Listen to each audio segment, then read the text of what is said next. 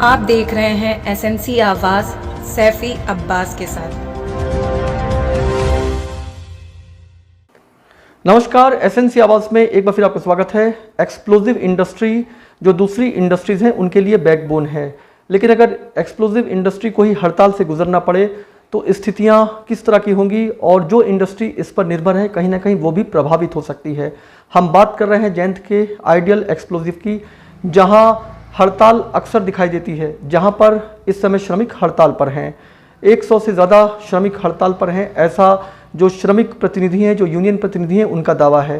हालांकि जो प्रबंधन है वो ये कह रहे हैं कि वो श्रमिक हड़ताल पर हैं जिनकी मांगें पूरी होने के बाद भी वो अलग तरह की चीज़ों को चाह रहे हैं। ये संविदा श्रमिक है और इनका ये कहना है कि कुछ लोगों को अगर रेगुलर किया गया है तो आखिर उनमें क्या कमी है, उन्हें रेगुलर क्यों नहीं किया जा रहा है। कई ऐसे हैं जो कई साल से काम कर रहे हैं, लेकिन जो प्रबंधन सूत्र हैं उनका ये कहना है कि संविदा श्रमिक को एज पर नॉर्म्स जो है उसके आधार पर ही रेगुलर किया जा सकता है। और ऐसे में कुछ लोगों को किया गया है।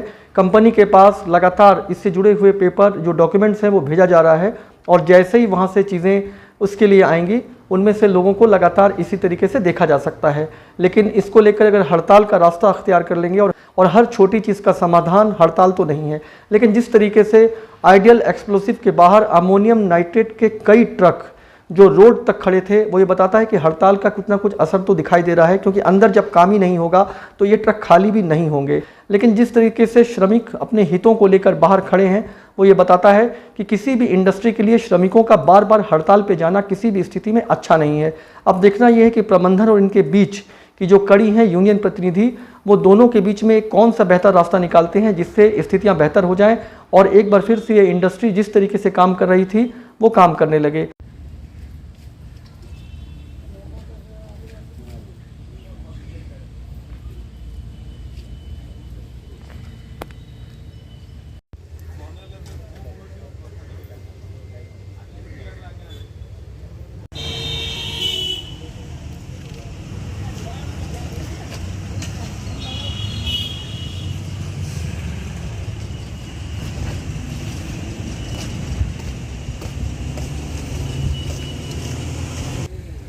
जयंत आइडियल एक्सप्लोसिव के श्रमिक हड़ताल पर चले गए हैं और ये हड़ताल पे लगातार जा रहे हैं। आखिर क्या है प्रबंधन उनके बीच की, किस तरह की लड़ाई है, किस तरह की रस्साकशी है जिसकी वजह से श्रमिकों को बार बार हड़ताल पे जाना पड़ रहा है। सबसे बड़ी बात है कि एक्सप्लोसिव यूनिट है और यहाँ पर बहुत सारी चीज़ों को काफ़ी बेहतर तरीके से देखने की ज़रूरत है। आप देख सकते हैं अमोनियम नाइट्रेट का ट्रक यहाँ से लेकर काफ़ी दूर तक खड़ा है। हालांकि हड़ताल से प्रभावित नहीं है, ऐसा जो प्रबंधन है उनका ये दावा है। लेकिन जिस तरह से श्रमिक यहाँ पर लगातार हड़ताल पे जा रहे हैं, आखिर उनकी कौन सी ऐसी मांगे हैं जिसकी वजह से उन्हें ये कदम उठाना पड़ रहा है, सबसे बड़ा सवाल तो यही है।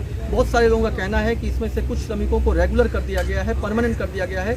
ऐसे में आखिर उनमें ऐसी क्या कमी है कि उन्हें रेगुलर नहीं किया जा रहा है, ये भी एक बड़ा मामला है जिसको लेकर श्रमिक हड़ताल पर हैं। एसएनसी आवाज़ के साथ सैफी अब्बास। क्या समस्याएं हैं? होना चाहते हैं। कितने साल से काम कर रहे हैं यहाँ? 3 साल से। 3 साल से 2019 और बाकी लोग कितने? 2014 से। अच्छा, मतलब कुछ लोग काफ़ी पहले से भी काम कर रहे हैं। वो कोई 10 साल से है, कोई 15 साल से है। अच्छा, तो ऐसा लगता है कि कुछ लोगों को रेगुलर किया गया है, तो आखिर हमें क्यों उससे वंचित किया जा रहा है?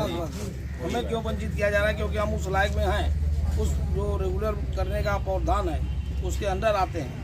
और जो लोग नहीं आते उनको कर दिया जा रहा है, और जो आते हैं उनको छोड़ दिया जा रहा है। जो वेजेस देते थे, तो वेजेस चूंकि इनकी फेयर वेजेज यानी जो इनको चाहिए, एक इंडस्ट्रियल वेजेज होता है। इंडस्ट्रियल वेजेज में हमारा जो लेबर लॉ है और जो इम्प्लीमेंट है कि समान काम की समान मजदूरी, यहाँ जो रेगुलर वर्कमैन है जो वही काम करता है वही वेजेज इनको ठेका को भी देना चाहिए जो वही काम कर रहा है। अच्छा, यहाँ पे श्रमिक कितने साल से काम कर रहे हैं? यहाँ से श्रमिक बीच में ये 2 वर्ष के लिए बंद हुआ था, 12 से 14 के बीच। इससे पहले भी काम कर रहे थे, फिर बीच में कहीं थे, इसके बाद 14 से फिर लगातार कर रहे हैं। इसमें कुछ लोगों को रेगुलर किया जाता है और कुछ रेगुलर नहीं करने की प्रक्रिया इनकी पूरी तरह से 91 के बाद बंद थी। अच्छा, अभी पता चला कि 6 लोगों को किया गया लेबर है। इनका केवल 1 बचा है। अच्छा, नहीं, अभी पता चला कि 6 लोगों को किया गया है। अभी जब हम पत्र दिए, फिर से आंदोलन का जब पत्र दिए, इन्होंने 6 लोगों को रेगुलर किया, लेकिन वो किसी तरह का कंसल्ट या क्राइटेरिया इन्होंने क्या बनाया वो एक संगठन के संज्ञान में नहीं आया, और ना ही उन्होंने क्राइटेरिया कोई फ्रेयर बनाई जिसमें हम सीनियरिटी ले रहे हैं, उसके बाद CR ले रहे हैं, ये सारी चीज़ों क्राइटेरिया जो होती है वो नहीं ली। तो आपकी प्रबंधन से बात हुई? मेरी प्रबंधन से कल लंबी चर्चा हुई, और चूंकि जो मुख्य मांग हमारी है अभी कि इनको आप सबको जो 3 साल से, हम तो 3 साल वर्ड अभी नहीं बोले हैं, 240 दिन जिसकी अटेंडेंस हो गई है लगातार, तो उनको आप सबको रेगुलर कर दो। तो क्या प्रबंधन इसको मान रही है? प्रबंधन इसको मानने के लिए तैयार इसलिए नहीं, प्रबंधन केवल ये कहता है कि मैं सक्षम नहीं हूँ, मैं सक्षम अधिकारी को भेज करके और 15 दिन बाद मैं आपको हाँ या नहीं बताऊंगा। मैनेजमेंट और श्रमिक के बीच टीम भावना से ही अगर काम किया जाए तो चीज़ें बेहतर हो सकती है। और कई साल से जो श्रमिक किसी एक जगह पर काम कर रहे हों, वहाँ पर ताल्लुकात कम से कम इस तरह के हों कि हर छोटी बात पर हड़ताल का रास्ता तो नहीं अख्तियार करना चाहिए। और अगर संविदा श्रमिकों में से कुछ लोगों को रेगुलर किया गया है और ऐसा लगता है कि प्रबंधन के तरफ से सारी चीज़ों को बेहतर तरीके से देखा जा रहा है, तो कुछ वक्त उन्हें देने की ज़रूरत है। और सुरक्षा से जुड़े हुए उपकरण को लेकर अगर श्रमिक ये कह रहे हैं कि वाकई में उन्हें वो बेहतर नहीं मिल रहा है, तो इस तरफ देखने की ज़रूरत है। लेकिन अगर प्रबंधन सूत्र ये कहते हैं कि श्रमिक से जुड़े हुए जो प्रतिनिधि हैं वो भी साथ में जाते हैं जब चीज़ों को खरीदा जाता है, तो ये देखने की ज़रूरत है कि श्रमिक प्रतिनिधि आखिर उस वक्त क्या क्वालिटी का ध्यान नहीं दे रहे हैं। कुछ चीज़ें ऐसी हैं जिस पर कुछ विरोधाभास सा दिखाई देता है, लेकिन दोनों के हितों के लिए बेहतर है कि हड़ताल ना हो। और प्रबंधन को भी ये देखने की ज़रूरत है कि श्रमिक बार बार असंतुष्ट क्यों हो रहे हैं। SNC आवाज़ के साथ सैफी अब्बास।